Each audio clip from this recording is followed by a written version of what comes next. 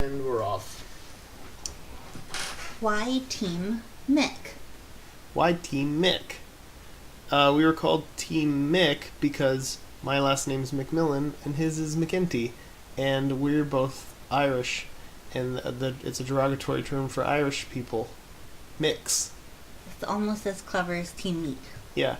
I think that's where they got the Team Meat name. Nintendo changed it or whatever, or gave us a name. They wanted to call us Team something, because that's where... Remember that terrible blog that I made, and it was you and John and Tommy as butchers? I remember that. That was good blog. It's good. Web design.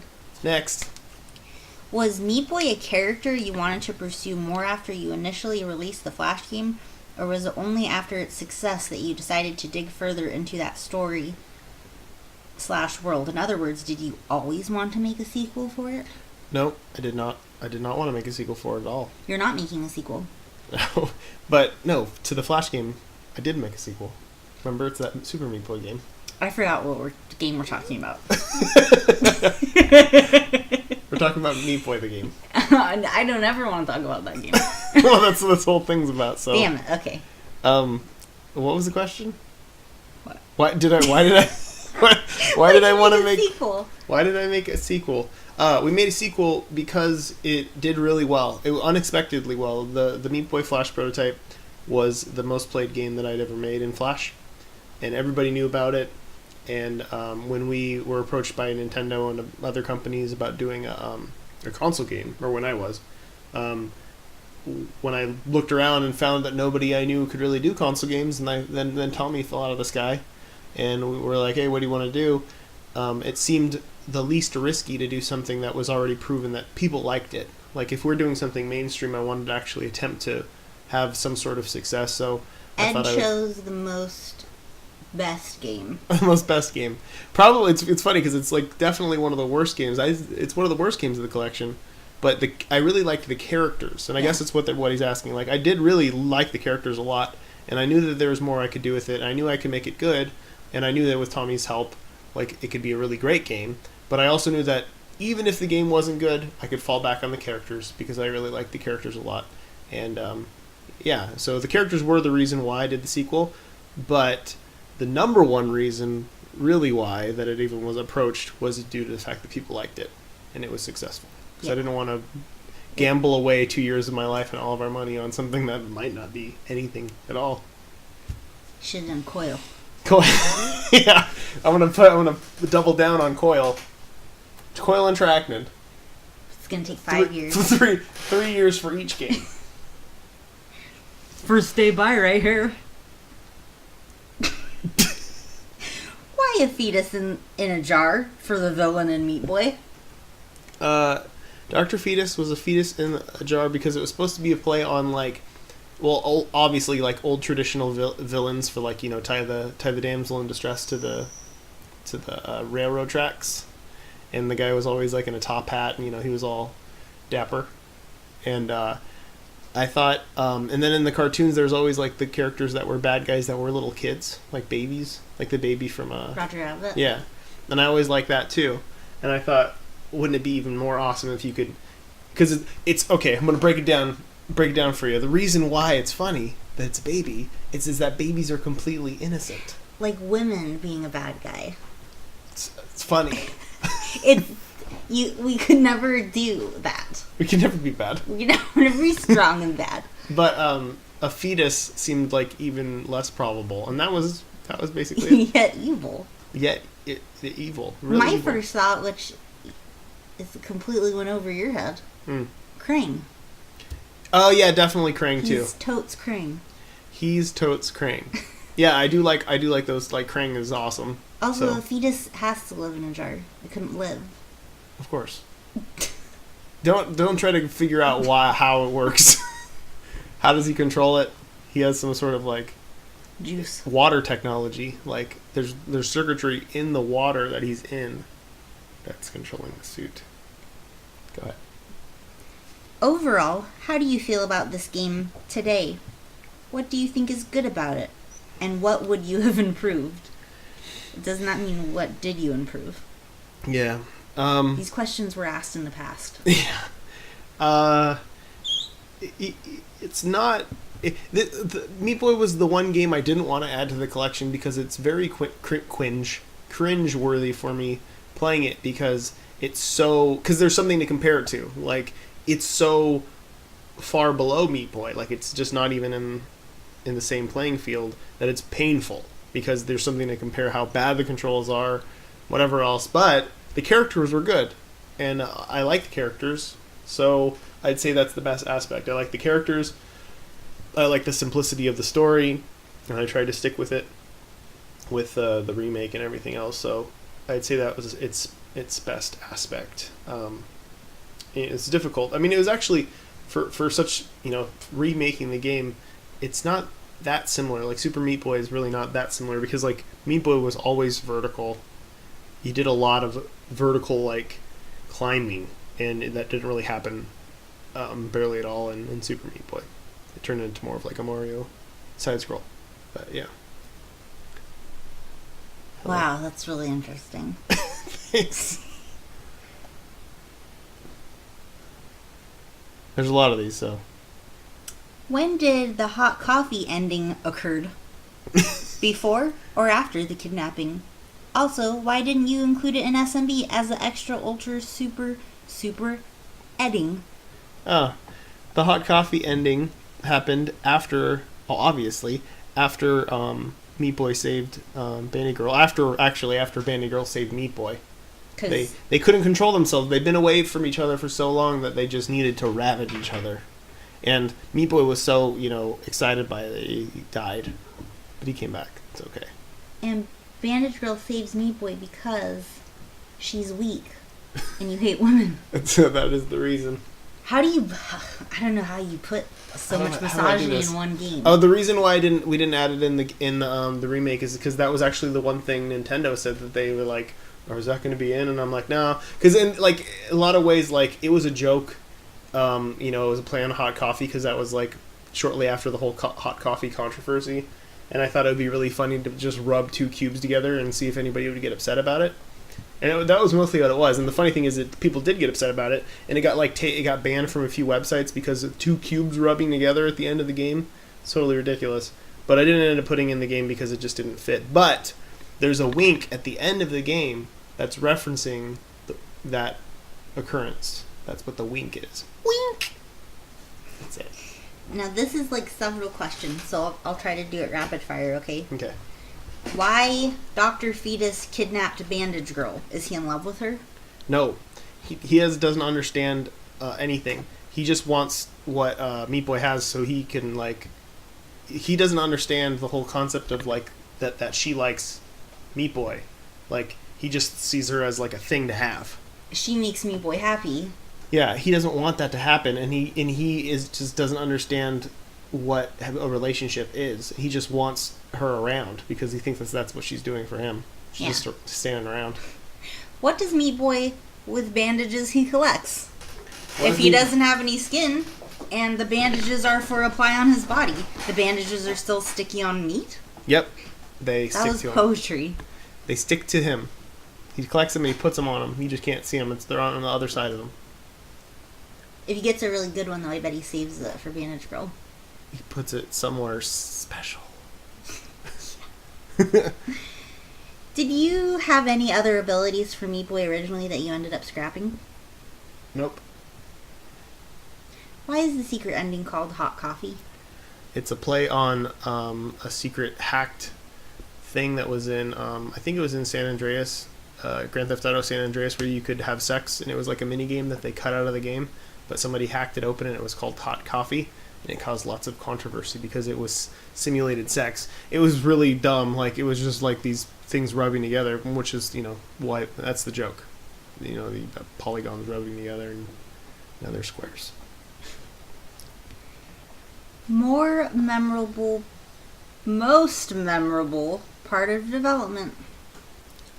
I don't know. I don't remember you making that game at all. Because it went by really, really fast.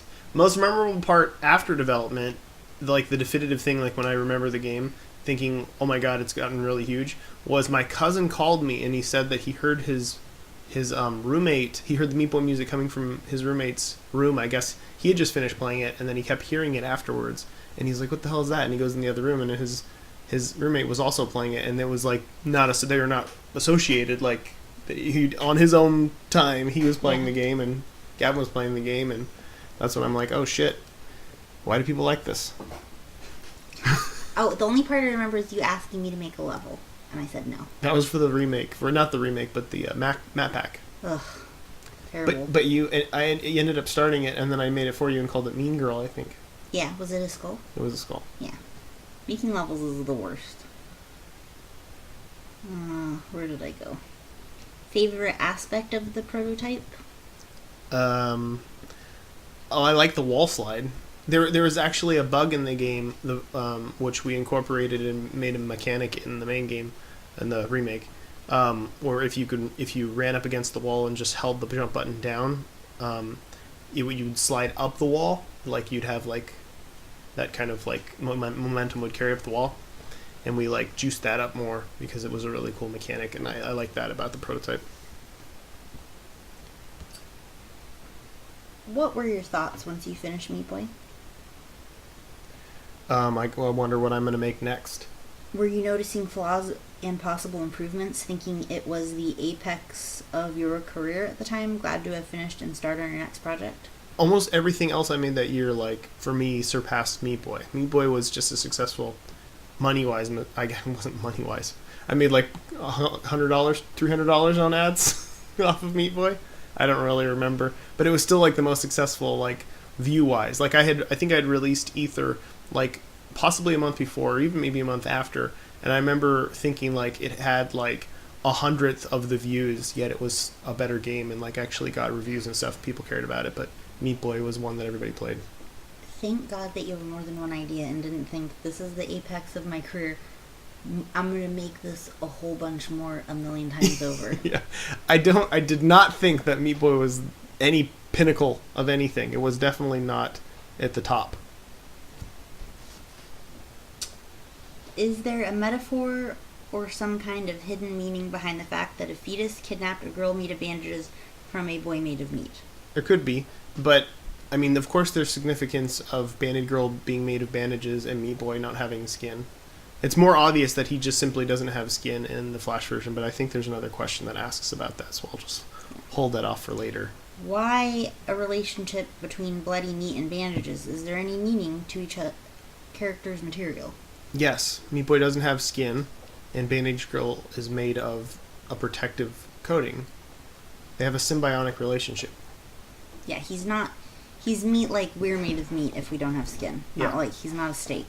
He looks like meat. The kids call him Meat Boy. Yeah. Yeah. What made you remake Meat Boy into an actual selling game, but not any of your other Flash games? Numbers. Like I said before, Tommy and I were about to risk 2 years of our life and all the money we had to our name, and we needed to make sure that we put it all down betting-wise. It was as simple as that. It was betting. It was like, okay, I got a lot of games. Which games are the most successful? And there were two games that I liked the most. Well, the game I wanted to do was Ether. That was the original idea, but it wasn't really feasible at that point in time, and it seems like a dumb move because Meat Boy was the clear winner. Like, Meat Boy was the one that everybody knew. Like, a lot of people played Meat Boy, so it seemed like it would be an easy thing to remake. And after we looked at the charts and the graphs, there was a clear... I did use some business logic there in it, but it made sense when it came to risking money. There was money involved in this, and I needed to make sure that people would care about it, and not many people cared about my other games, but Meat Boy they cared about, so it seemed like it struck a chord with people, so that's what we doubled down on. Let's double down. It's also something like I was most comfortable with platformers, and I had made a few platformers after that, like Spewer and Timefuck, and I felt like I could really do it. Like, I knew that I could make it really good, as the best of my ability, but it was the thing I was the most experienced with. I could do platformers. I knew I could, so I'm going to risk most on that. And Tommy was into it, too. Tommy was like, yeah.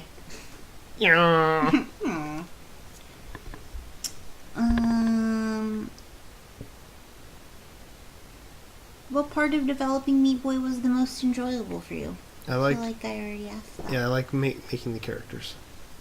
Where did you get the idea for the Meat Boy character design? I had a bunch of sketches on paper called Super Zeros, and I had all these characters that were weird in some way. One of them was called the Human Bean, and his thing was that he had no arms and legs, but he could like projectile fart and diarrhea to project himself through the air. And then that actually became Spewer, which was actually based on an even older character of mine that would vomit and project himself other places. Then there was a character called the Meat Ninja, which was a ninja that didn't have any skin. And then I had like Dr. Fetus was one of them, except his name was Mr. Fetus. The Duke of Flies was one of them, and he was called the Duke of Flies. Who was the lumberjack guy? That was like Gemini. Yeah, that is like Gemini. That was Lumbering Bob and his little brother Itch. Oh my god! Which is have people seen the sketches twins. of this? No. Oh, you guys are missing out big time. There's quite a few more, and there's some other ones that I'd like to do more with if I get the chance. Just don't sleep anymore. No. When did you decide? Johnny Icicle Dick. That's one of them. And El Diablo. He's a quadriplegic luchador. He nubs, right? Didn't he have little? No, he just didn't have. He didn't have little X's. No. Like turkey legs. No. He just would get propelled out of his like wheelchair. I feel like I've just asked this question, or that you just answered it. When did you decide that Meat Boy was worth developing further? Why did you choose it over Time Fuck Spewer Ether? Answered that already. Yeah. Rewind this. Hey Edmund. Hey. I now see that the programmer for Meat Boy prototype was Jonathan McKenty. Is there any reason Jonathan didn't do Super Meat Boy with you, but Tommy did? Yeah. Yeah, duh. Think about it. Give it 2 thoughts. John just started programming. He made the engine for Meat Boy, which was like a tile engine. He literally just learned how to program in Flash, and I believe so far that's been the only game that he's made in Flash. Yeah, he's not really into it. He's worked on some other stuff too. I think he goes in and out of like game development as far as like how interested he is in it. He's a party boy. He's a party boy. But yeah, he's a very very amateur programmer, and he only programmed in Flash, so it wasn't an option. Yeah. Hello. Do you guys like the controls in Meat Boy? Tommy was an extremely experienced programmer. He's programmed his whole life and knew how to program for every console. Tommy's a wizard. He is. Of making women uncomfortable. It seems like Meat Boy runs from point A to point B, whereas Mario kills every living thing in his path. Almost all platform games have enemies. What made you decide to keep Meat Boy without traditional foes?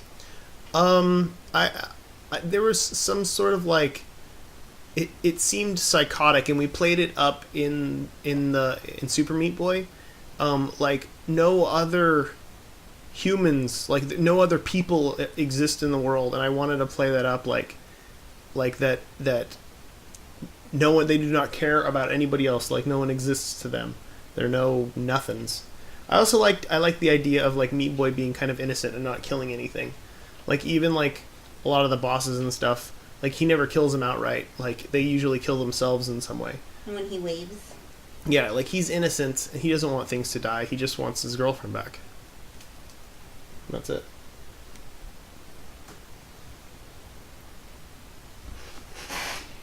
Are there any other interesting background informations of Meat Boy you come up with during the development of the game besides his skinlessness? Unknown details of his life, relatives, personalities, likes, dislikes, abilities, such things. I'll explain this. I hate backstory. Not because it's not fun to make, because I totally would get off on doing it, but that it completely destroys the character. It's very important for characters to have a mysteriousness to them, because once I've given you the complete formula, everything's spoiled and you can't make up anything in your imagination. Meat Boy is because Meat Boy is, period. All you know about him is what you play with. You know, you can make anything up you want before that, but there's no backstory. I'm never going to write a backstory because it's going to spoil the mystery for everybody. It's just better that way. It's like, for the readers out there, like when you see the characters on a cover of a book, when you would have preferred to just imagine them by their descriptions. Yeah. It's like Mario would have actually been better if they never made the cartoon that had some stupid story about how he was really a plumber who went and How he's a found big warp zone. fat idiot Yeah, and he's with a more Italian and so idiot on and so brother. forth.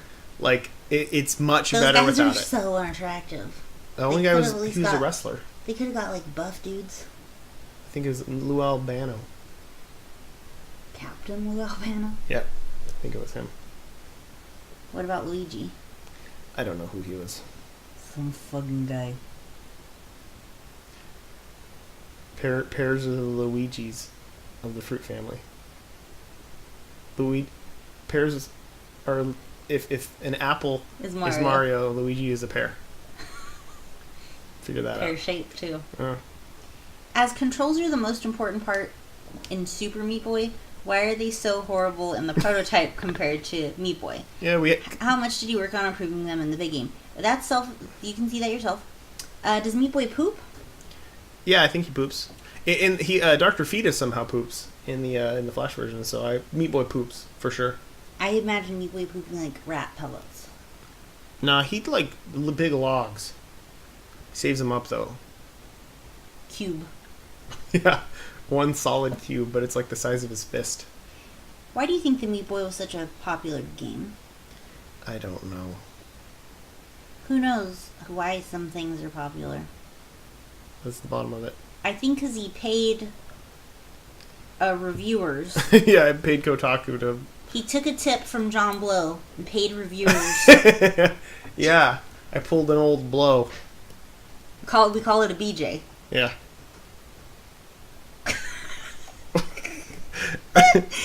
How come you decided on a strictly vertical level design with Meat Boy? I didn't. That was actually already in the tile engine. So the original prototype was called Vertigo, and John had made it and said, "Hey, check out my tile engine." And I said, "Oh, that's pretty cool. Like, I happen to have a character who's like a red cube. You want to make a game together?" And he's like, "Sure." And then I basically took the engine that he had made and made levels for it and built around it, and then we just tuned it and added, he added like random hazards and stuff or whatever, and put it all together, and that was what it was. But it always had that vertical element because that was his original prototype, was Vertigo, and it was always vertical. And that was it. What made you decide to add the salt factory as one of the levels? It's kind of random. Yeah. Yep. It's as random as the 'Cause hospital. all of the everything else in the game makes sense, and then salt factory. I always thought the Salt Factory is one of the things that me and Tommy talked about the most because it just seemed the most. It's as horrible insane. as the syringes. Yeah. Well, it just made sense. Like, the whole thing is that these big giant factories are built. Here's some backstory for you. You want to know why the Salt Factory is? Well, I've written it. They build these in the future. They build these giant like factories over the ocean that evaporate the ocean in order to make tons of salt. And I don't know why we need it, but we need a lot. And like, there's just tons of it because they evaporate all the ocean. And that's why they need like nuclear power and stuff. That's why those are back there. Me and Tommy talked about this at great lengths. Whoa. Yeah. Well, that's all the questions. I hope everybody's questions were answered in this one. I'd like to tell a joke. Go for it. Why do girls wear perfume and makeup? Why? Because they smell bad and they're ugly. And with that, we say goodbye. Farewell. Bye. Hello. Hello, good morning. Good morning. What your main aim for Coil? Did you want to tell a story or explain something? I guess I wanted to make something that went beyond what I thought a game was. And this was a long time ago, so like back then, like art games were budding and like people were trying to do crazy experimental things with games. And I guess this was my attempt at making an experimental game. That's about as far as when it comes to me trying to say something or explain something. I wanted to make an experimental game that had to do with a bunch of different things like how people learn, life and death, and a little about like my kind of experiences with death and stuff that was kind of going on with me at that time. But it was just me attempting to do something experimental. That was basically it. In Coil, were there ever any levels or things you had second thoughts about while making the game, and was anything ever removed? There actually was, like, Coil's development was actually pretty long, and there was a pause in the middle of development where Florian actually had to go to the army. Do you remember that? Mm-hmm.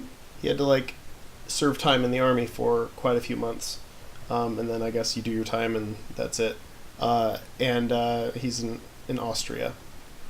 And I think when we originally started it, there was going to be one more phase, which was like the mating phase, which happened second to last.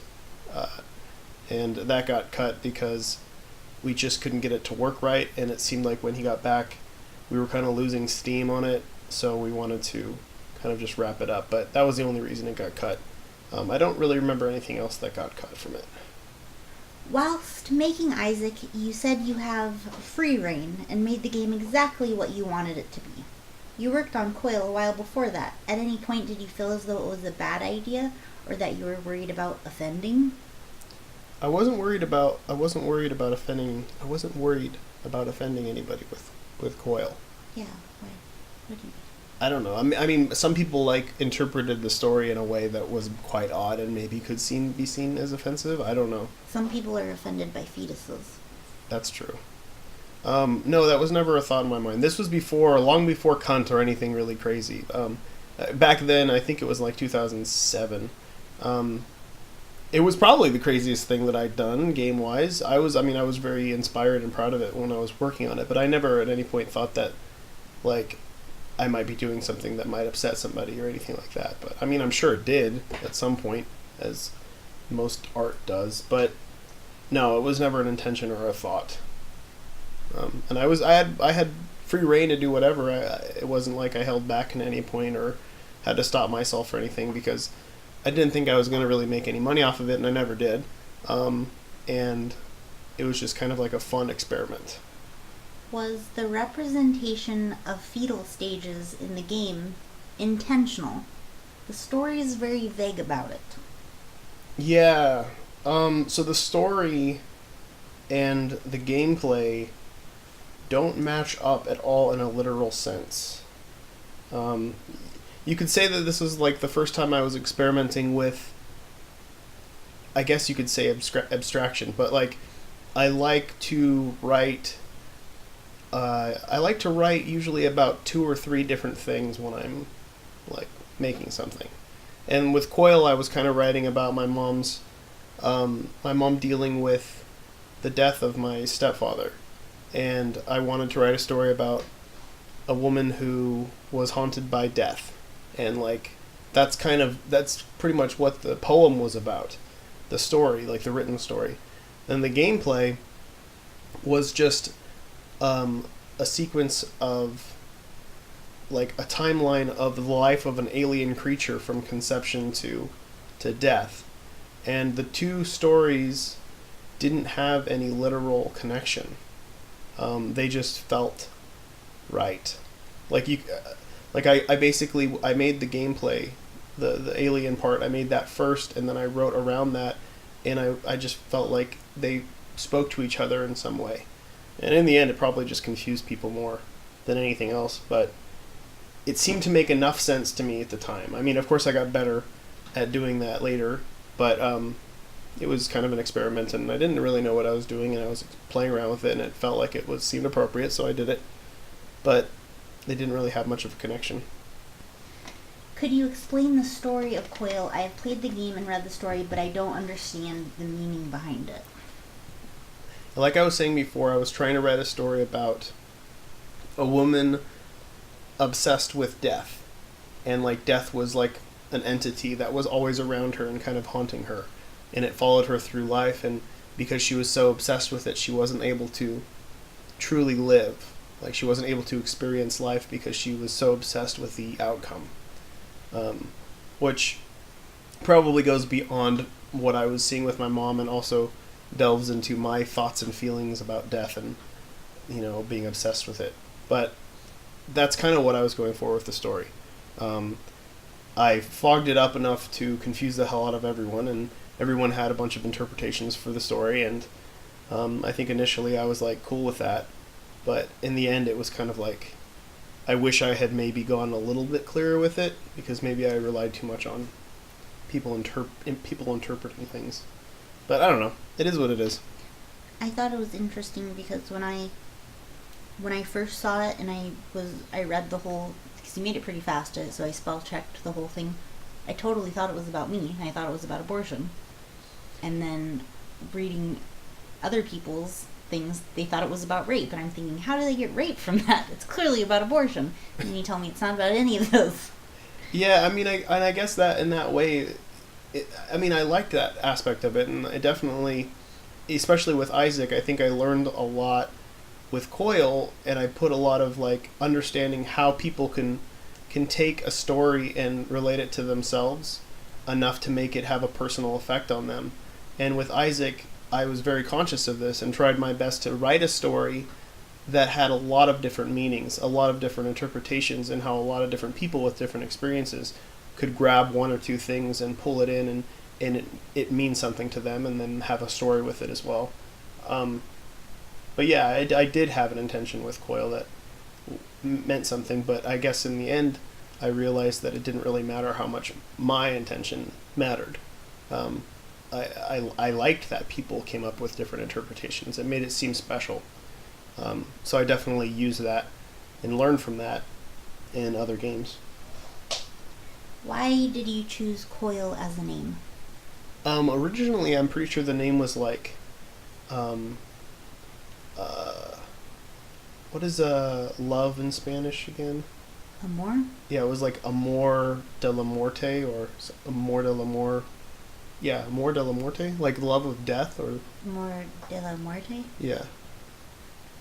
But I don't remember. that was what the original name was, Love of Death.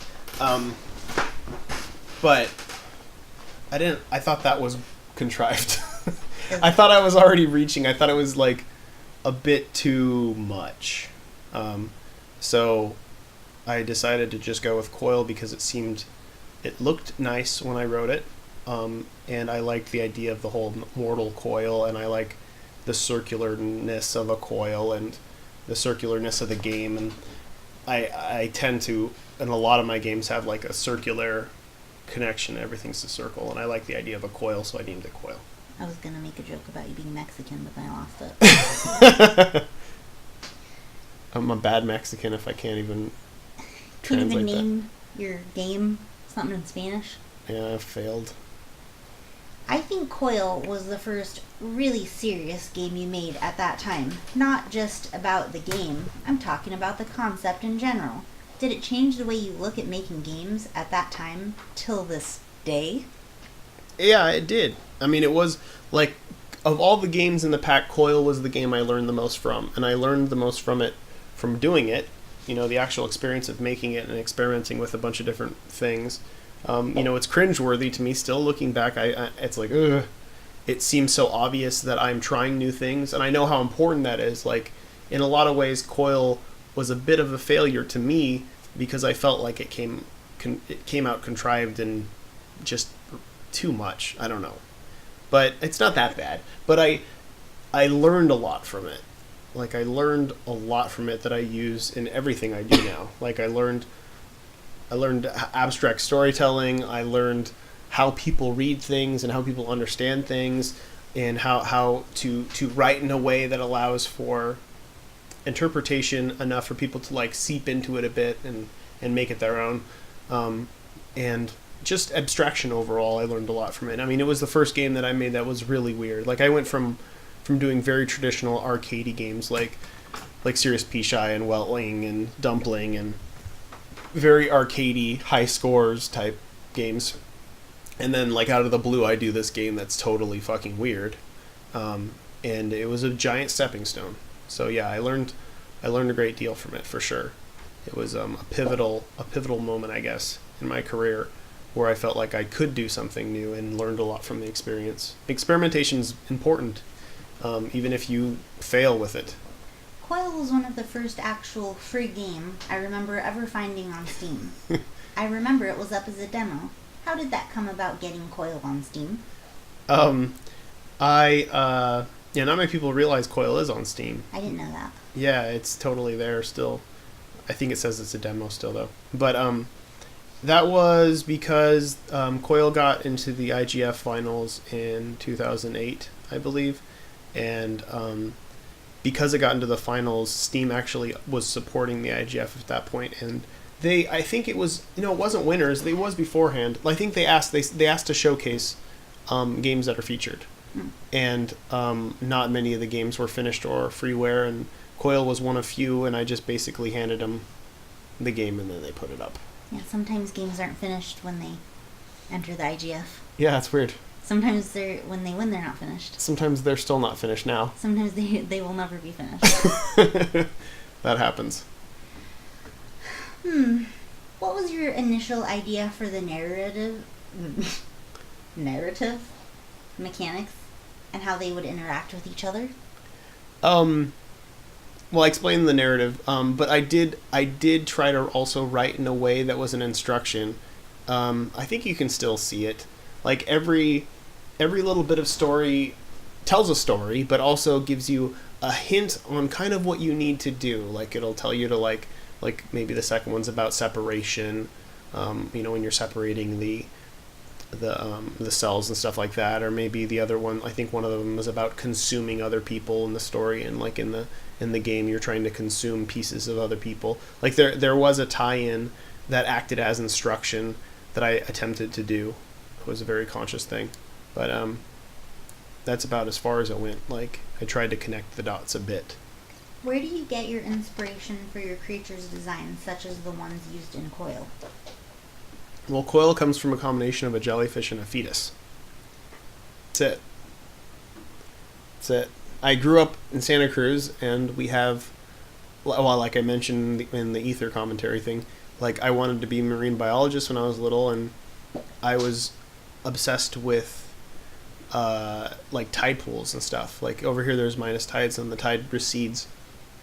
There's like all these rock formations that have a bunch of little pools where all the little sea life is caught in them when the tide goes down, and you can go and actually like interact with them, pick them up, and whatever else. And I loved that stuff. I loved all the little creatures. One of the reasons I like Pokemon so much too. Like I like a lot of different types of creatures, and I tend to like the really weird fleshy ones.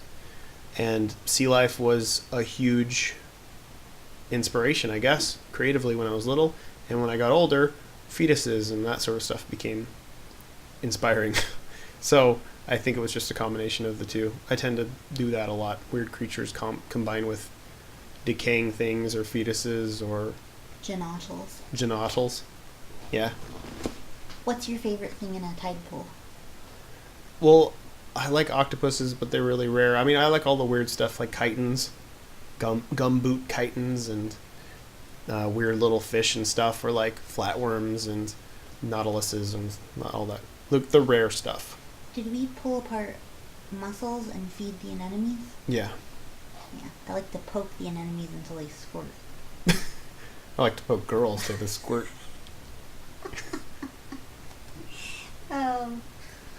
Why you don't like Coil anymore? And I suppose what you liked about it when you made it. Why don't I like? I don't like Coil anymore because it's not good. Maybe it's good to you.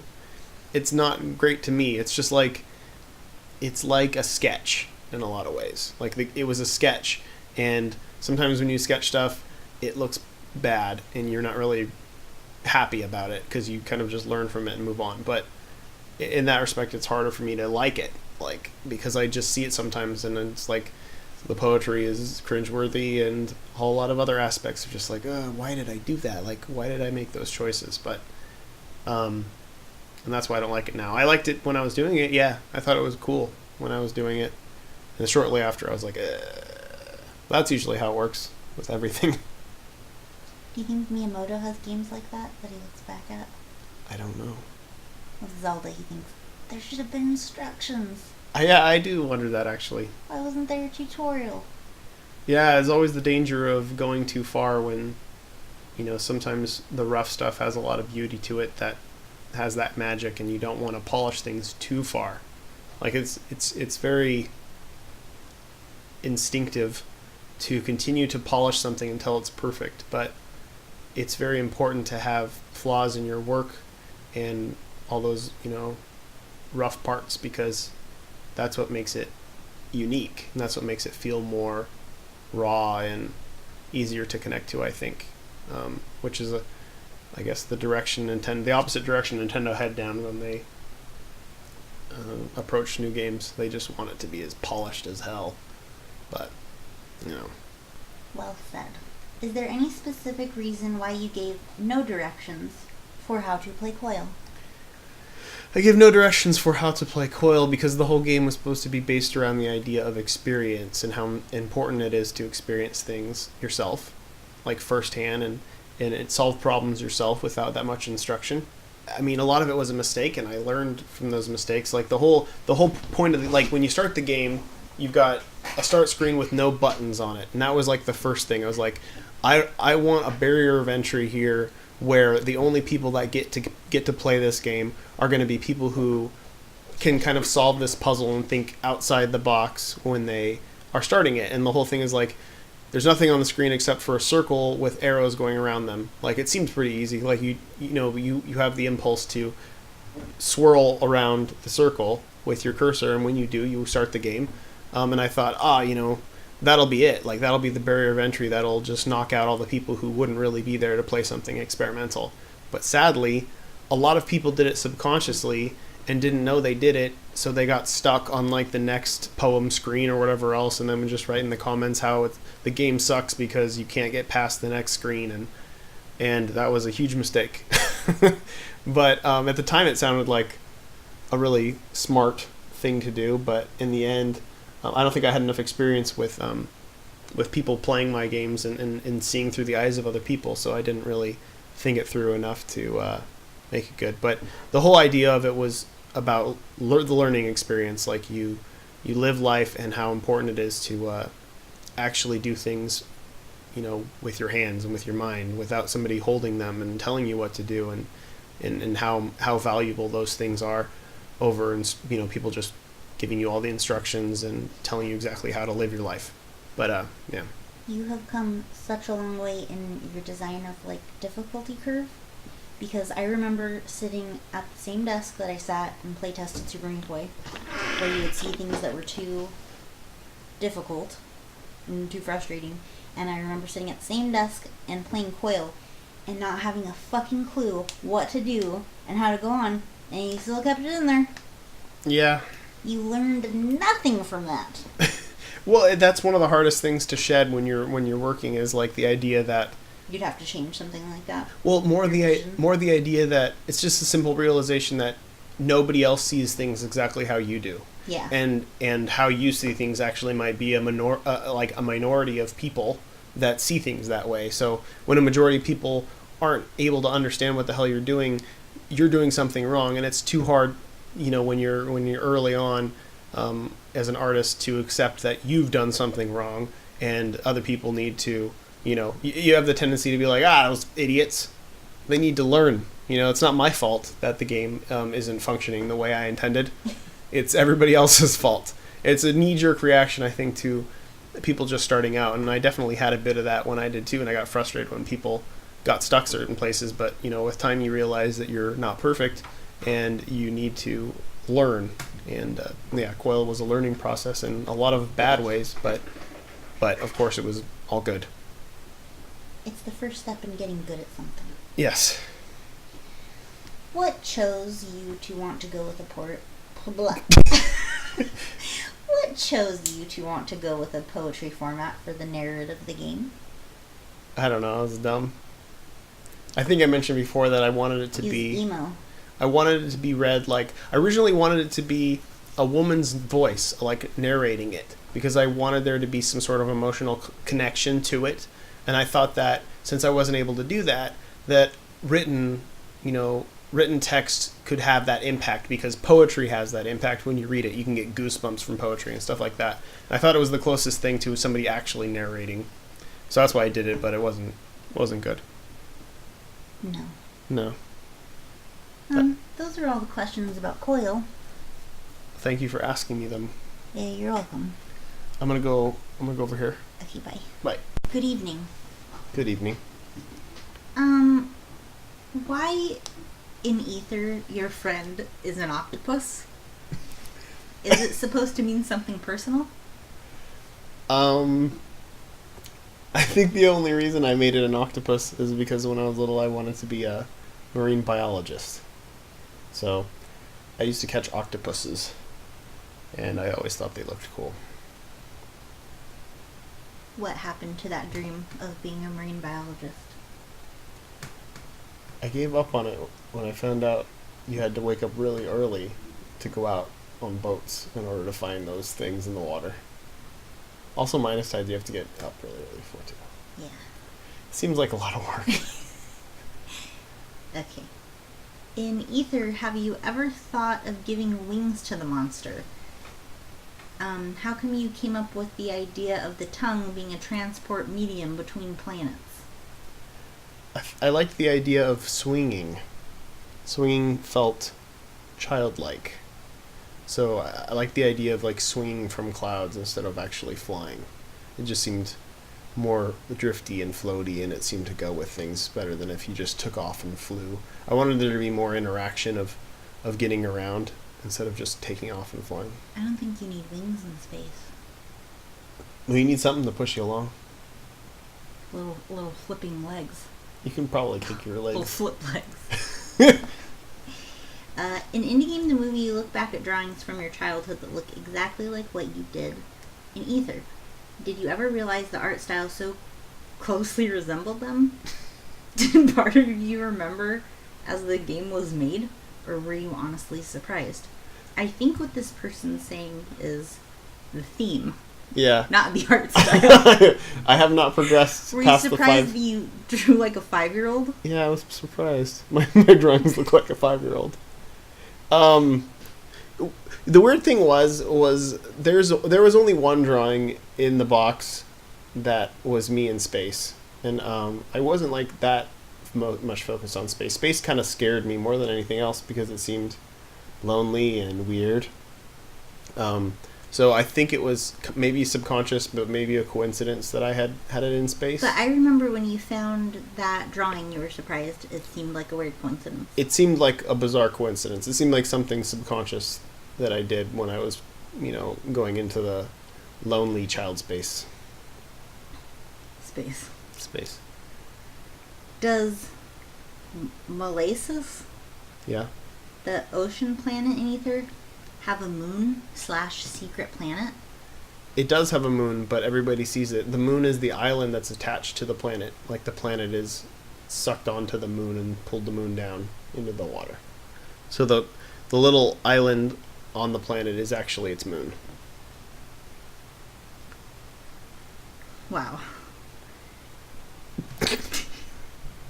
You've said that you're happy with the way Ether turned out. Do you use games like Ether, games that you're happy with, to set a bar of quality when you create? Or do you try to stay away from personal rules, bars, when you create?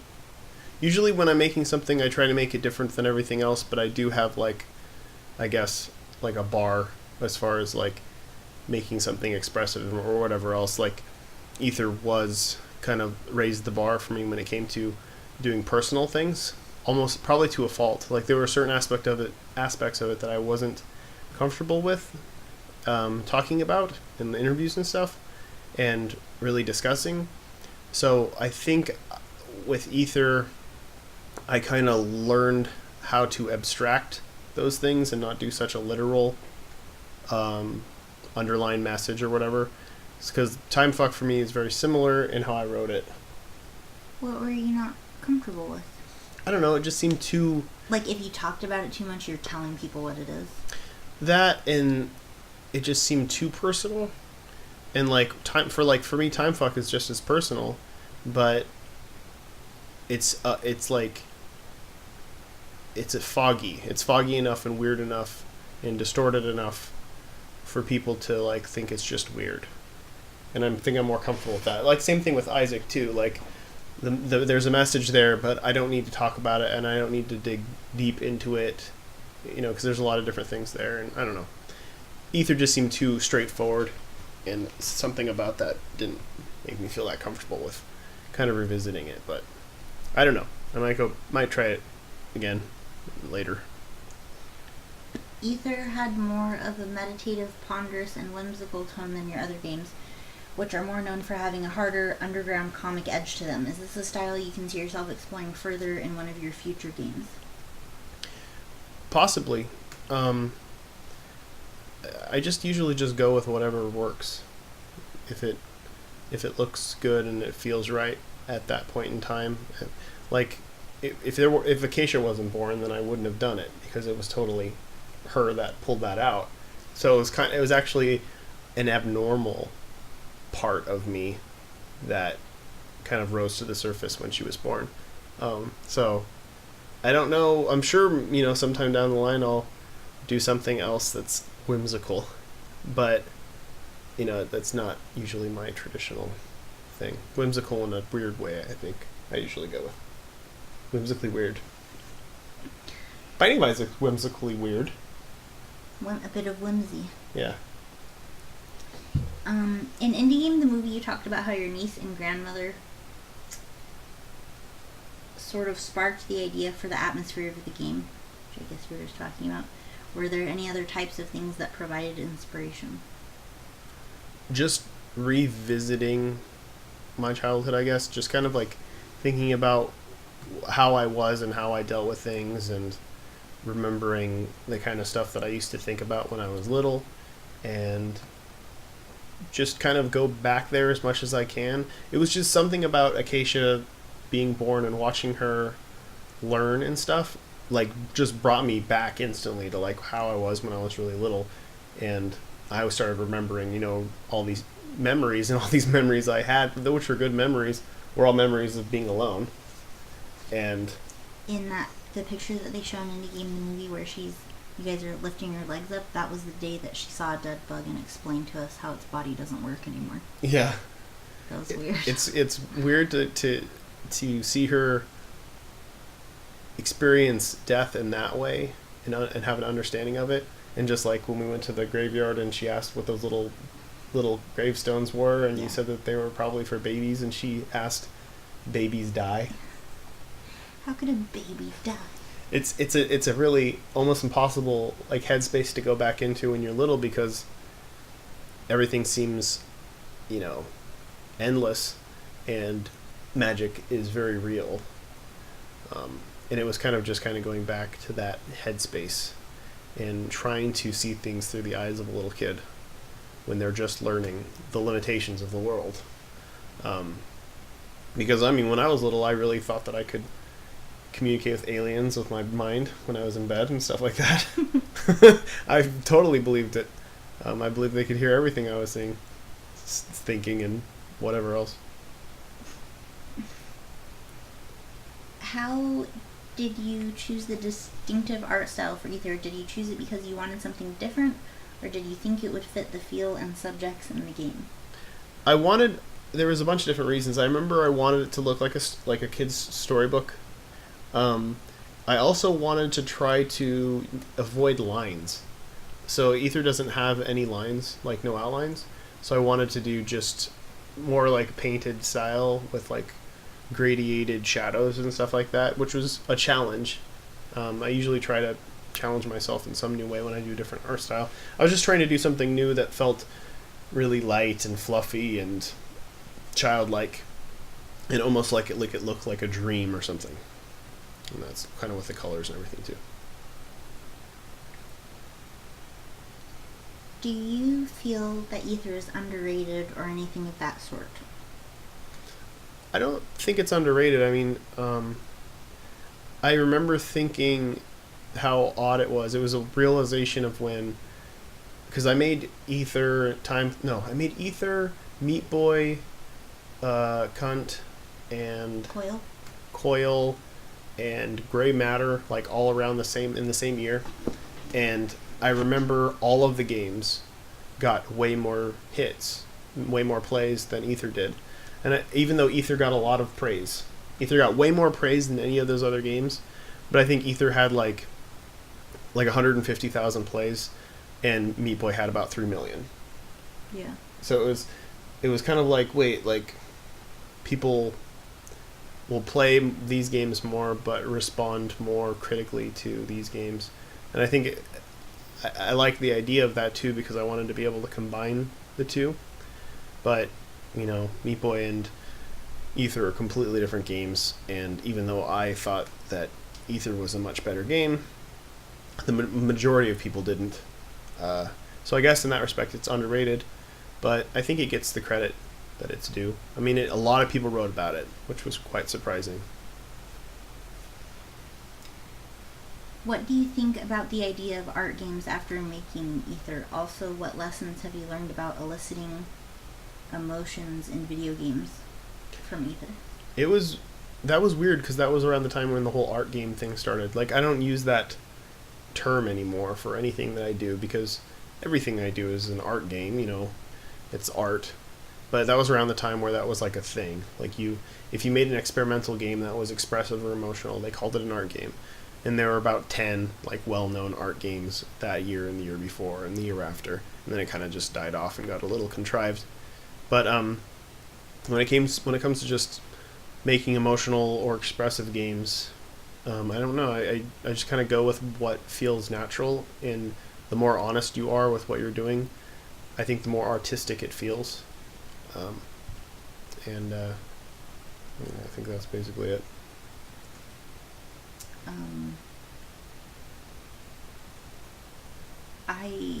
This was asked in Google Translate, I think. When does a man say, "I want to pour my childhood in a game"? Or did the things came naturally in Ether? But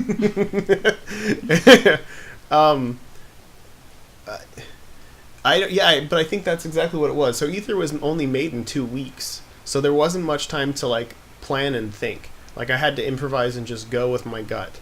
And going with my gut and improvising, I think, allowed me to just be like, all right, the theme is my childhood. Let's see what comes out, and just dive in and just pull out whatever's there. I think things happen a lot more organically than people think, and that's confused as like not putting any effort into it. But just because something happens organically doesn't mean there's a lot of thought behind it. Yeah, I mean, I found for me, like, you get the most beautiful and unique and honest things, most artistic things appear when you just improvise and you just let it happen and don't think about it that much. Just let it come out. Like, for Ether, I can't say I thought a lot about it. I can say I put a lot there, and I slept a lot. And when I woke up, I had all these memories and feelings that were just coming up to the surface, and then I would just pick the ones that worked, put them in the game, and, you know, move on to the next. It wasn't a lot of thinking, it was just a lot of feeling. At the end of Ether, it said, "To be continued." If you make a second game, would you try to convey or build upon the same childlike feelings of loneliness and alienation, or would it be more mature feelings like going from childhood to a teenager? I've actually wanted to do a sequel for a long time, but it was actually an option to do Ether, not a sequel, but like a bigger version of Ether, for the Wii instead of Meat Boy. But I went with Meat Boy for the obvious reasons I mentioned before, where financially, if I'm investing 2 years of my life, I want to invest in a game that could, you know, possibly perform 30 times better than the other. Yeah. So it was obvious that I was going to do that. But if and when I revisit Ether, it'll still be just building on the same feeling. I've got like pages and pages of design documents of ideas and different themes that I would want to go with, and it would be a bit more abstract than Ether was, not as literal, and it probably would talk more about my childhood growing up, but not progressing like into teenage years. It's still in the whimsical years. But I'll think more about it when the time comes, because putting too much effort into thinking about it usually will like make me a bit bored of the idea. Is that it? Yeah. All right. Hello. Hello, good evening. Good evening. I know previously you've stated that Timefuck and Isaac are connected in more ways than just the Steven boss. and I wondered if you meant plot-wise or if you were mentioning the items in reference to the game or the phrase at the end of Isaac's ending. That's just too much information for me to respond to. I know, I don't even know what it was. You've stated No, I know what they're asking. Okay. But I'm saying I can't respond to it. Oh, sorry. Because there's just... yeah. There's a connection. How many storylines are there in Timefuck? Storylines, eh? Well, technically there's an infinite number of storylines. There are an infinite number of storylines. But in the game, there's still quite a few. I have no idea. There are too many. There are an infinite number of storylines in Timefuck. That's the answer. Was Timefuck inspired by any real-life event? It was inspired by many real-life events. It was initially inspired by my high school reunion, which was depressing and odd. And basically, like, I went there kind of with, like, the attitude of, like, because I think at that point I was starting development, Super Meat Boy, and we got our first, it wasn't a review, it was a preview in Nintendo Power. And I had the Nintendo Power, like, in the car. And I was thinking, like, you know... We weren't going to bring it in, but we had it. We had it in case. I don't know what. In case of something. They're of course, high school, they were little bitches, actually that's what it was. The girl who threw the whole thing was a huge bitch to me in high school, and she told me that, like... She was a bitch on Facebook, Yeah, too. she was a bitch on Facebook, too. And she was the one that told me in high school that if I didn't learn to be social, I was going to fail at life. And so there was a part of me that wanted to show her that, because, no one knows shit about anybody and what the fuck they're doing after the fact. But we go there, and we get there, and it was like, most people were already drunk, and everybody was just trapped. Everybody was trapped in the same box that they were in high school. And that's, as simple as it sounds, that was the idea. Like, me going to my high school reunion and realizing that everybody had placed themselves in this weird little self-imposed box that they were still in high school, a lot of them. They were the same people that they were. They didn't progress past that level. And they were really depressed about it. And they were I just got this bizarre, like, vision of all these people depressed and slumped against walls, drinking, stuck in the reality that they gave themselves. Yeah, if you've ever... It's like being anywhere where you're not drunk and everyone else is drunk. It's the most depressing thing in the world. There's some people crying. Oh, God, yeah. It was awful. And it was weird because it seemed frustrating because it seems like the exit was right there. Like, it was right there, but they just simply couldn't turn their head to look for it. Instead, they just accepted defeat, and they just, I had a kid, and I'm working this shitty job, and I got a divorce, and... But you did it! and that was it. And, like, they just accepted defeat, and there was something just so awful about that. And it made me start questioning, First, I'm like, oh, these people are all stuck in their boxes, and then I go to work, and I'm working with somebody who's stuck in his own box, too. And I suddenly realize, as I'm working on this game, that I'm stuck in this box. And I've been stuck in this box with this person for years, just doing nothing, and being incredibly unproductive. And, like, it should have ended a long time ago, but I accepted defeat. I accepted that this was just the limitations of my career, and they were dependent on this person, and I needed to stick with this person in order to succeed. And it was actually that game that made me realize that, like, I can change my future as long as I have the perspective to do so. And that's exactly what Timefuck was about. It was about being stuck in a loop, being stuck in a self-imposed box, and not having the perspective to see that the door is right there. You just have to switch perspectives. Could you detail the creative process of Timefuck? You said you were inspired by high school reunion, Mm-hmm. but how did you come to make the final game? Did you have a different art style in mind at one point when you were inspired by something else? The art style, quite literally, is just because I was working on so many different things. I was, like I had mentioned, I was working in an office situation where I was working on a bunch of different games with this other person, and nothing was getting done, but I was still working a lot. I was working all through the day, and then I would come home and work at night on my personal projects like Spure and Timefuck that year. And I was about to start Super Meat Boy, so like I'm prepping all these things, getting all these things finished.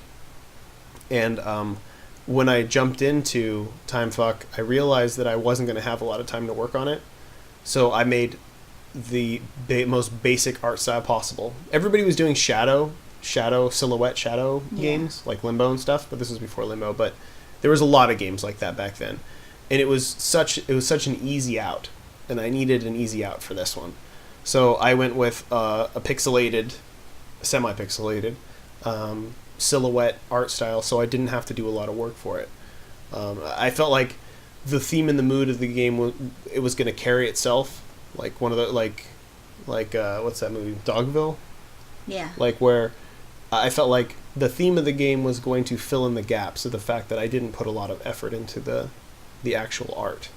So that's kind of where the art came from. It didn't really... It still looks good though. All the colors in the levels are really complimentary. Why thank you.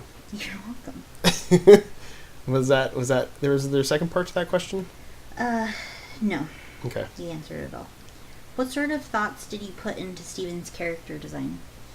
The thoughts were, I wanted him to be a black character, but I needed you needed to be able to see his eyes and mouth.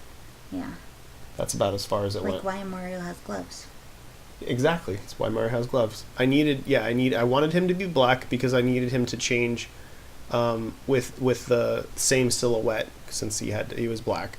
But I needed you to be able to see his eyes and mouth so I could have him talk and be expressive in some way. He's somehow still expressive with that. Yeah. And that's it. It was just like Mario. I had limitations and I had to work around them, so I went with that. This question is breaking my brain. Do you think that Timefuck would be the same game if you removed the story from it? Also, if there is one, what is the theme behind Timefuck? Well, I think I've answered the theme. Okay. I've covered that. If there was no theme, would Timefuck still be the game it is? No. Not at all. I mean, the game's just a puzzle game. It wouldn't make you feel all terrible and creeped out. The game is just a puzzle game, like any other repetitive room-to-room puzzle game, but the theme is what gives it substance. It gives the whole room-to-room box, locked-in-a-box puzzle theme, substance. Like, it gives it a whole point. What were those things that I was reading that you wrote? What? That's the chapter 2. Ed wrote all these new things that, like, messages, and I read them, I think, the day before my birthday, and it bummed me out so much. Made me feel like, well, we're all just gonna die. Yeah. Well, might as well die. And you can feel that way too. All you have to do is beat the game, and it'll unlock chapter 2. It's so fun. And you'll get to experience a whole new view on the whole game. A whole new terrible feeling. How does one pronounce Timefuck? Honestly, how? I don't know. I can't figure that out. I know. Yeah. See, people. I know you see Timefuck and all sorts of other variations. It's just Timefuck. Yeah. You can just get away with mixing the words up because there was actually a whole long to do thing about that. Like, I wanted to use profanity in a title, but I wanted to use it in a way that was okay. And people always put asterisks and whatever else. Like, you could say cunt, but you could just put the 2 letters in the middle as asterisks and then it's it's somehow okay. It's the most idiotic, impossibly idiotic way of thinking. It doesn't make any it's the same word. It means the same thing, and all you're doing, everybody's reading it like that. Yeah, it's just like, it's completely retarded that people censor words like that in that way when it's just going to be read in someone's head as exactly what it's supposed to be. Just like how in Meat Boy, you could get away with Dr. Fetus flipping off because he technically has 4 fingers. He's still flipping off. Yeah, it's weird, and I also thought it would be fun to see if anybody had any problem with it, because by this illogical rule that everybody's put in place, it doesn't the word doesn't mean the same thing. There's been no problem because it's been rearranged. So, but no, there was. Oh, there was? Yeah, that was the whole thing. Oh, so was it the lady? Yeah, I forget what website it was, but it was like a Flash review website, and they did a review of the game, and somebody actually commented and said, my little son visits this website, and he's very upset by the language used. And they're like, sorry, we'll change it. And all they did was they were, of course, there was a lot of people who were in on the joke, and all they did was re-scramble the word again and put the K first. Then it was okay. Then it was totally fine. And I think Congregate actually had a problem with the spelling as well, so I spelled it with the C instead, even though it's the same goddamn word. It was pretty cool though when Timefuck won a Mochi Award. It won the most creative game of I think 2009, and the head guy at Congregate, when he read the award for winning, he read it as Timefuck, knowing what the whole joke was. He didn't just want to sound like an idiot. No, I think he got it the whole time, and I think I actually talked to him about it a little bit, and it was really cool that he actually read it off. But yeah, it's Timefuck. Why did Timefuck get no love until now? Timefuck got a lot of love, I think. I think it's brought more. Isaac has definitely brought more attention to it because of Steven. Yeah. And you love Steven now. People love Steven. Yeah. Yeah, I think it's as simple as the fact that, in 2009, no one gave a fuck about who I was or anything that I had done. A handful of people did. And then Meat Boy happened, and then Isaac happened, and then suddenly, a majority of people it's the whole point of releasing this whole pack. Like, majority of people who own the games that I've made think that I've made 2 games when I've made a lot more. I mean, there's about 12 games that aren't in this pack. And, those games suck. They say that even though in Indie Game the Movie it clearly says Edmund has made like a jillion games before this. You should glaze over that part. But yeah, I think it got a substantial amount of love when it came out. It got a lot of attention. A lot of people cared and really liked it a lot. And it was the last Flash game, last freeware game that I made before Meat Boy, like right before Meat Boy. And I would like to point out, I've also heard people say that this game reminds them of V. This game came out a year before V. That's true. So you are mistaken.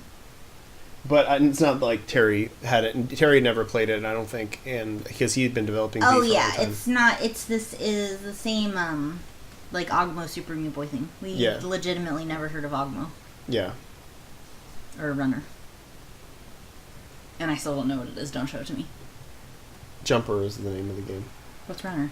Bit Trip. Good job. I'm cool. I know that stuff. What specifically about Timefuck makes it reflective of your style? What would be different about it if another company were in charge of the same project? Nothing would be the same. Absolutely nothing. Well, it would have a different name. You'd be a little baby and somebody would wipe your butt. It wouldn't be anything like it. I don't even know how to respond to that. It would be not remotely the same in any way, shape, or form. But what about cunt? It would be the same. Yeah. The dick would be bigger. It would be called Man Cunt. And it would be knock the dust off of it.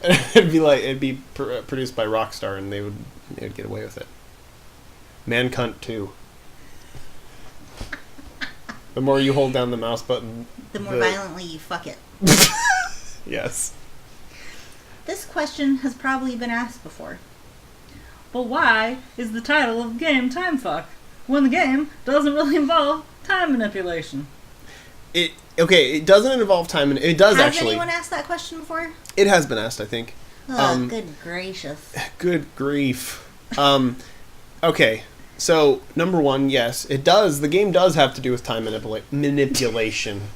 Because time only exists in the plane that you're currently in. And that's actually part of the gameplay mechanic. But that wasn't the reason why it's called Timefuck. It's called Timefuck because I was wasting my fucking time in the box. Yeah. And that's what it's about. It's about wasting your time. And it's also about repeating. It's also about going back and revisiting and then coming back. You know, it's about a large span of time being burned away doing nothing because you're stuck in the box. But at times you reflect and revisit your past self and then maybe see your future self projected in some way. And it loops, and just like life. I have my own question. Tell me. How do you explain the deep underlying tone of misogyny in Time Fuck? I'd say the absence of women in the game pretty much sum it up. I would feel like a strong woman if you could put a bow on his head and I could play as a girl. Yeah? Yeah. I'll just give him really big boobs. With faces on each of the boobs. But then I'll get a boner and I'll be mad. Mad boners are the best boners. For hating women. Yeah. Is that it? That's it. Alright, thank you for interviewing me. You're welcome. I love you. Love you too. How did you two meet? When and why did you decide to start Team Meat and start working together? When did we meet, Tommy? We officially met in like 2008, but we internet met through JDate on in like 99. We were pretty young. We were Yeah. pretty young then. Young and vulnerable. We took advantage of each other. Young, dumb, and full of hope. Full of hope. Before the dreams were crushed. Yeah. No, but yeah, it was Newgrounds. Yeah. That was what it was before JDate. It was called newgrounds.com, and that's where we knew of each other at least. Mm-hmm. And what was the other stupid part of the dumb question? When did you decide to start Team Meat? Tommy was eating a jelly bean, and I said, "Hey, Tommy, you want to make a team meet?" And he said, "Yay." I said, hold on, let me finish this jelly bean. Hey, wait, I gotta finish. Tommy takes a really long time to eat jelly beans. Next I question. cut them up by using a knife and fork. He slices them like, remember that episode? Well, I don't know what it was. I think George it was eating a Snickers with a knife and fork. Who's George? Costanza. No, I'm talking about the animation where Mickey Mouse, Jack and the Beanstalk, Mickey Mouse. And Yeah, he's where slicing a bean. Where he Slicing a bean? slices the bean, and it's like transparently thin. I love that animation. I love that part. Now, Yeah. yeah, that's Tommy. Gray Matter was a random project with Tommy. Yes.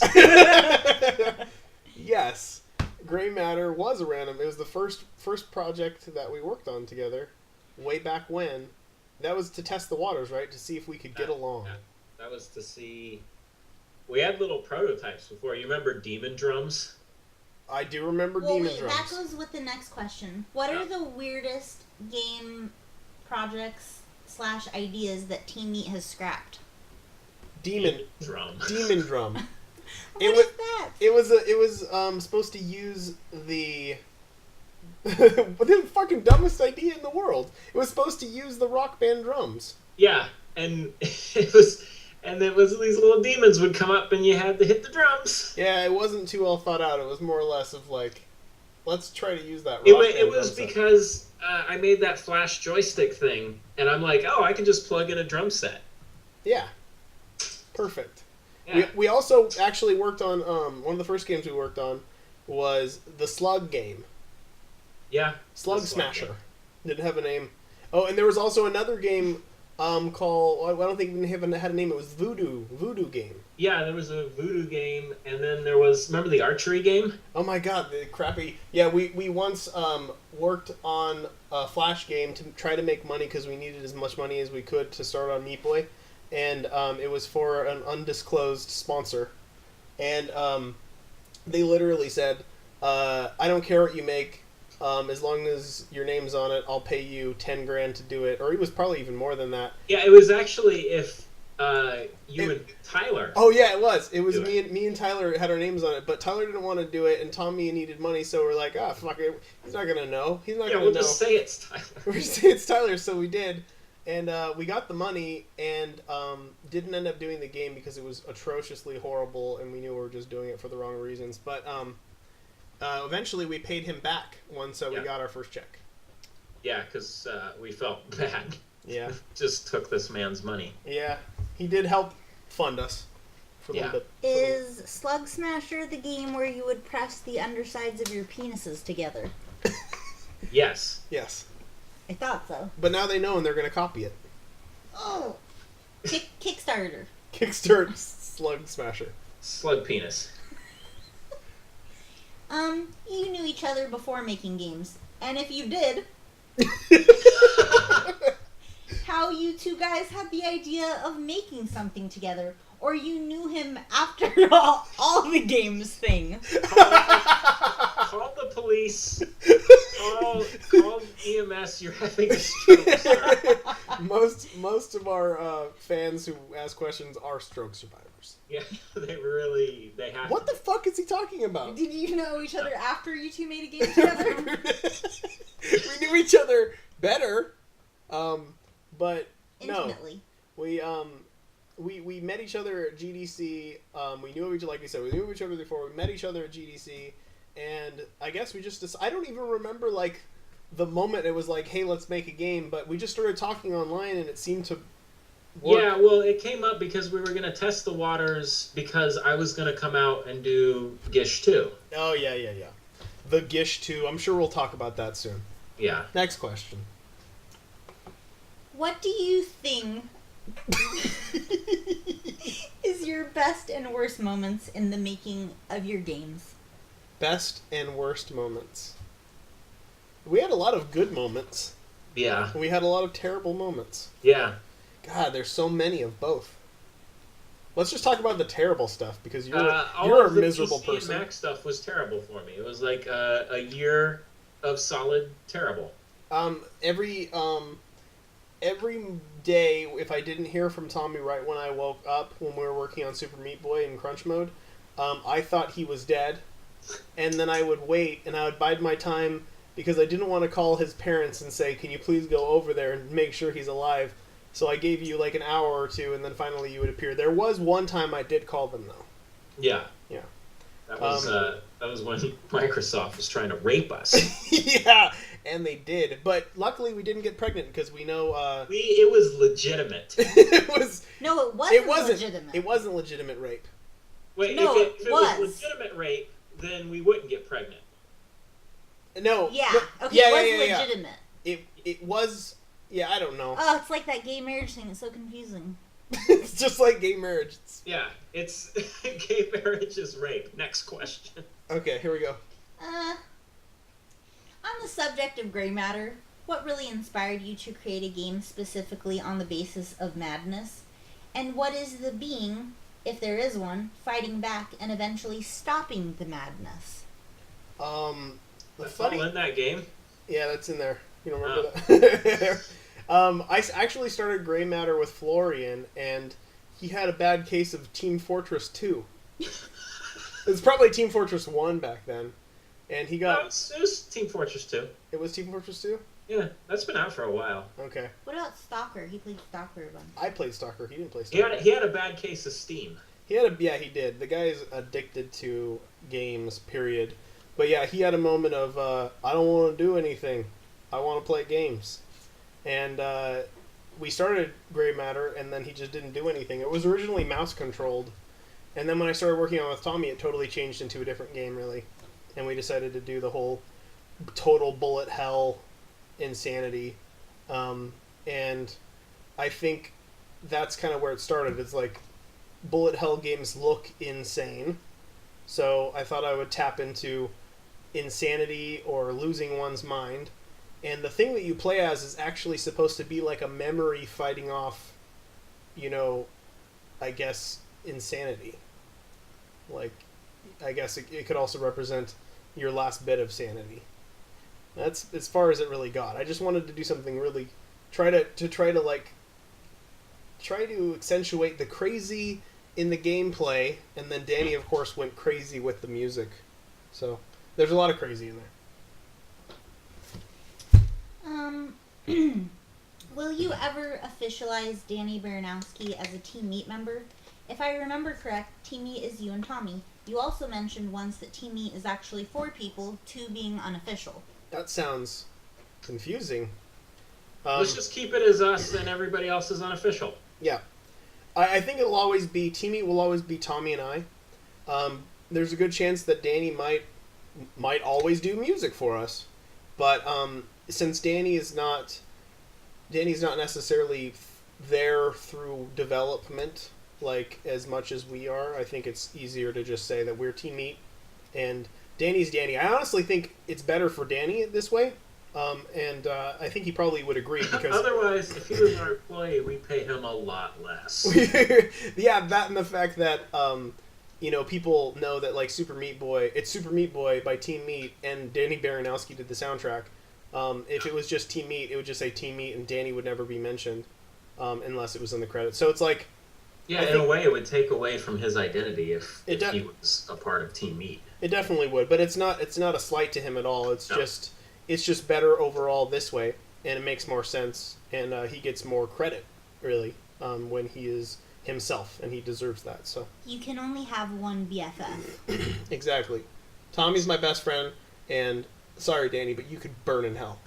Yeah, you dick. I'm pretty sure I'm a member. No. You are a wife. Doesn't count. I have been here through everything. You're a woman.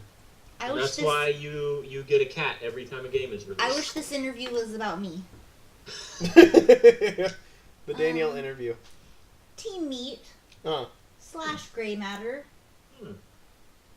What and how did you come up with the concept of gray matter? Why'd you put this in? This sucks. Yeah, we already answered this question. Next question. What drew you and Tommy Reffinus together to begin working together on titles such as Gray Matter and Super Meat Boy in the first place? Was there anything about his previous work that inspired you to work together, or question mark? Actually, for me, it totally was.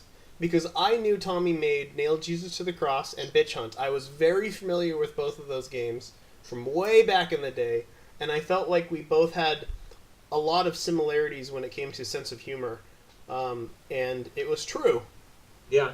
I don't know what the hell he thought of me. What did you think of me? See, when I met you, I thought you were odd, but as you know, I thought the same thing. I like odd.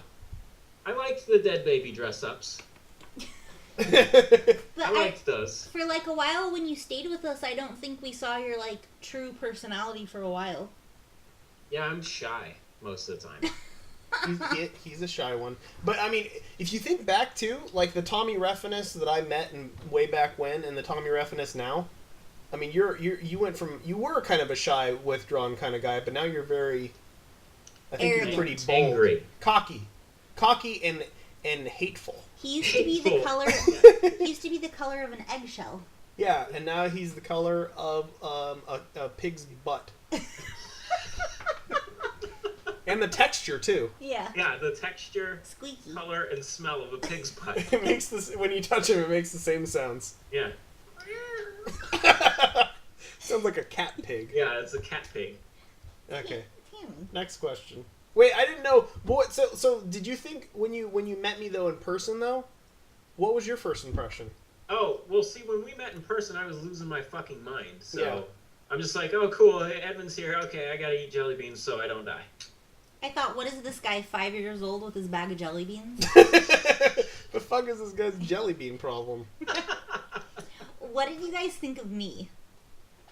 I was gonna hit on you. No, he means like physically. Yeah, I was gonna hit you. I'm into that.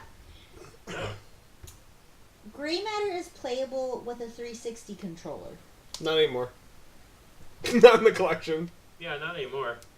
I mean, technically it is, but... Yeah, I mean, whatever. Well, that wasn't even a question. That was just a statement. A statement. Is this... People don't understand what questions are. Yeah. Is this a function you would add to all of your games? All of our fucking games do run on a... And their last part of their 3-part almost question is, will Team Meat be together forever? No. One of us will die eventually. No. And then... Not it. Oh. Wow. And then there will be no more Team Meat. Yeah. Until then, we will just be slowly wasting away. Yeah, we will be rotting every day. I think as long as Tommy can not move 300 times a year and take a buttload of vacations.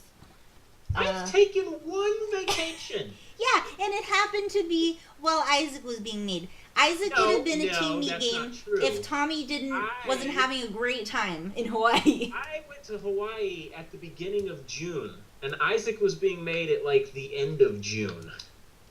No, it was being made when you were gone. The first initial week was exactly when you were gone. Yeah, because Ed wanted to have that was his like vacation. 1 week out of 3 months of development. Yeah, but I mean, the original goal was only a week. Shit.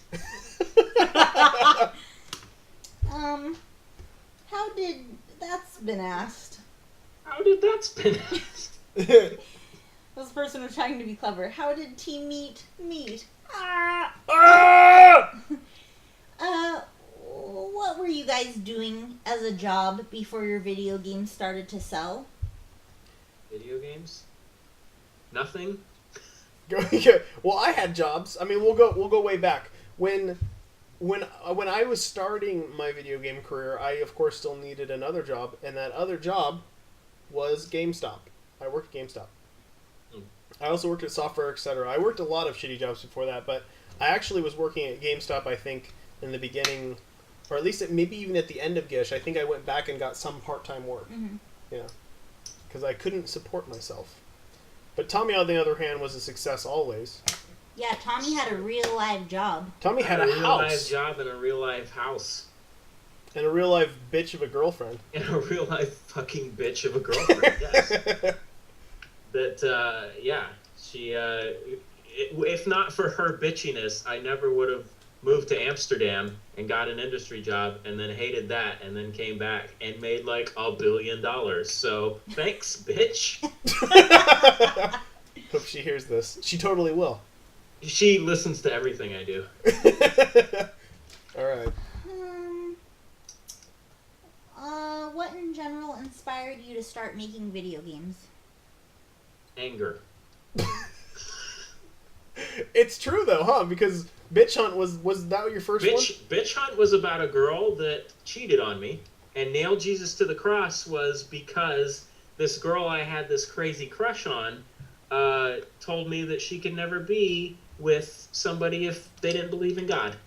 And yet I'm the misogynist. Yeah. Mm-hmm. No, I hate women. There's like 4 women on Earth that I can tolerate. That's you, Danielle, 1, 2, my mom, my sister, and Shannon. What about Is that 4? What about Judge Judy? 5, 6, Judge Judy. Okay. Oh wait, is there something? I was still doing the math. That was the end of that. But was there a part for me? What was the question? Oh, what inspired you to make video games? Oh, women. Hating women. Yeah. I'll agree with Tommy. I mean, really, yeah.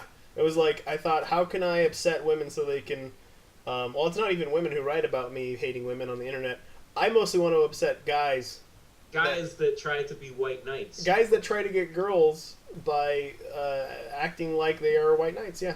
Ugly little pussies that can't get any. How come that isn't a thing? How come like it can't be on the front of Kotaku? Edmund hates ugly little pussies. Why does it have to be women? You know the real reason I wanted to make video games? I don't want to grow up. That's a very good answer, Tommy. I have a big problem with that. It's something I struggle with. And if I make video games, then I don't have to grow up. That's my logic. It makes sense. Yeah, I mean, the first thing I did after Meat Boy Money was try my best to recapture childhood. Yeah. We have like a Pee Wee Herman / Tom Hanks in Big House. It's true. It's I mean, I've always wanted that, and now I can achieve that. Yeah. There it is. Which of you approached the other about working together and forming Team Meat? We both took a running start. I actually think I approached Tommy. Yeah, I think that was it. Yeah, Tommy's definitely the bottom. No, because I remember, like, I didn't know anybody who was actually a programmer, like a real legit programmer. Except Axel. Axel. Yeah. There's only a few people in the world. Axel, Texas. Axel, Texas is yeah, There's only a few people in the world that can do what he does. And one of them was me and Eric. And one of them was Tommy, and he did it. It's hard, honestly. Full disclosure, it's hard to find a programmer that you can be friends with. If that makes sense. It's not. I mean, you've dealt with programmers. You know how they are. Tommy's not like a real programmer. I'm an F. You're an F plus. I'm an F plus. Tommy is definitely different than every single programmer I've worked with, and I've worked with a lot of programmers. He's the only programmer that I can actually be friends with and get along with and have fun with, without something kind of like being in the way. I mean, I have good relationships with a lot of different people that I've worked with, but with Tommy it's just different. And Tommy has our exact same sense of humor. Sense of humor. There's stuff that we say that I think I could never say this in front of somebody else. I would go to jail. Be in jail. How long after you met, this is redundant, how long after you met was this that you made Team Meat? I don't know. 10 days, 2 minutes. Anywhere between 1 day and 7 years. I got lost. Was there any hesitation about agreeing to do so? To do? No. No. I mean, I think we officially became Team Meat when we left the office. Yeah. And Axel kicked us out of the band. That was a cool day. Axel kicked us out. We were at a low point because it was like, well, Gish 2's not going to happen. Everything's fucked. What do we do? And then we're like, let's start a new band. Let's start a better band. Let me share with them, the people listening. Ed and Tommy left this place where they were working with Axel, kind of in a blaze of glory. You know what ruins an exit like that? Tommy forgetting his insulin. Yeah. Tommy forgetting his insulin and having to go back and grab it. Yeah. I gotta get my insulin. I'm just gonna go. Yeah, I'm never gonna see you again. Whatever. Fuck you. Yeah, it was a giant turning point. It was a total David Brent kind of moment in a way. That was awkward. I felt awkward just being in the parking lot. I didn't have to go up. I did. You guys should have gone up holding hands. That would have been great. Solidarity. Were there any projects Team Meat wanted to do before Super Meat Boy but weren't able to for some reason? And could you describe your first... just the first Demon part. Drums. Demon Drums. That's what game 2 is. Demon Drums. Demon Drums. I will say that, like, during Meat Boy development, we probably came up with, like, 2 or 3 really awesome ideas that we wanted to do the whole time, and we'll do if we aren't already doing them. Yeah, if somebody will stop moving. Hey, I'm not moving until I get this certain thing done. Okay. Next question. If Team Meat was offered a chance to work with any existing game franchise, what would it be? I.e., Nintendo giving you the keys to Mario. Mega Man.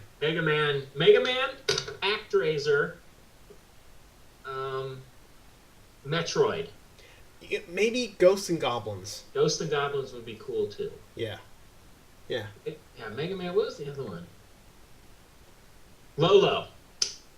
That would be a challenge.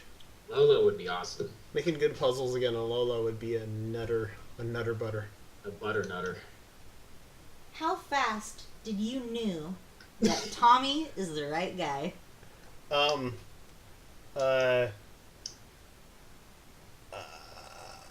Fast. I was gonna say something totally inappropriate. That was actually too inappropriate for this. Jesus. So, I can't say that. Because Tommy, it'll be on the front page of Kotaku. Tommy, when did you know that Ed was the right guy? Fast. Huh. Faster. I wanted to say something horrible about Kotaku. But no, I won't do it this time. Okay. Hold back. You're still gonna... This is what happened before. You're still gonna get an email. Yeah.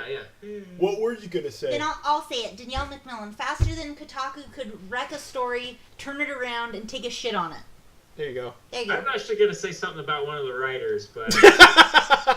Tommy likes to get specific. I know. I like to name Are you names. talking about Fivehead? No. Oh. No, I'm talking about the one Ed hates, too. Oh. Yeah. Yeah. The ethnic one. Well, what? we'll keep you guessing. We'll keep you guessing there. Yeah. Or who don't I hate? Yes, that's the thing. There's such a wide net cast. Is Tommy the best programmer you worked with in terms of chemistry and technical aspects? Yes. I will say that Tommy is not only the most talented programmer that I've ever worked with, but also the most joyful and fun to be around programmer. I have not been described as joyful in the last 3 years. It's true. He is joyful. Indie Game the movie might make you think otherwise, but Tommy is actually pretty damn fun, and actually quite happy. I mean, even though some miserable shit happens all the time to him, you'd be surprised how easy it is for him to laugh it off and move on to whatever's next. It's because I cry in sleep. You cry it out. You just sit there and you sit in a bathtub. I never drain the bathtub, though. Makes sense. All right, is that it? That's it. All right, that's it, Tommy. Yay. It's over. I hope you enjoyed this